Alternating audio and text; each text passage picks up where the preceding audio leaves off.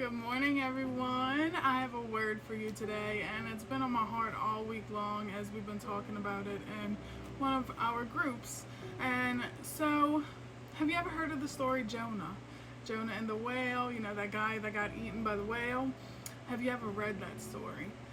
With that, I want to say that it does go in comparison to parts of Jesus' life. However, Jonah is not Jesus. But one thing that I really want to point out about that is that the biggest difference between Jonah and Jesus is they were both asleep during the storm, okay? And while they were both asleep during the storm, Jesus was asleep at peace, knowing that God was in control. And Jonah was asleep at peace with his sin and knowing that he was self-sufficient and he made a choice within himself and not with what God told him to do. And so on my heart today, I just want to ask, are you at peace with your sin? Or are you at peace knowing that God is in control? Because when we're at peace knowing that God is in control, there is nothing we can't face. And a lot of times, people say, He won't give me more than what I can handle. But the truth of the matter is, He will give you more than you can handle, because He don't want us operating on our own strength. He wants us operating on God's strength.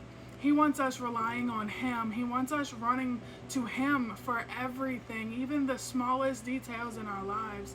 And so we don't want to be like Jonah, where we're asleep and we're at peace with our sin and we're not willing to change. And Jonah was supposed to go one way and he paid to go the complete opposite way because he was fearful of what God called him to do. And change isn't always easy, and your purpose isn't always going to be easy. In fact, you might be attacked the hardest where your highest calling is. But when we rely on God and all of those things, there is nothing that can stop us. When God anoints something, there is no man, no demon, no tactic of the enemy can get in the way.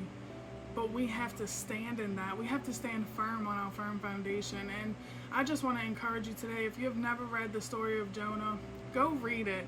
And if you are at peace with your sin today, do a personal inventory and really sit down with the Lord and really just pray and ask Him to reveal those things to you so you can give it to God and be at peace knowing that God is in control and knowing that your faith is lined up with the faith of God and not the faith of man, and not self-sufficient and at peace with your own sin, because there's a big difference. You can be at peace with your own sin.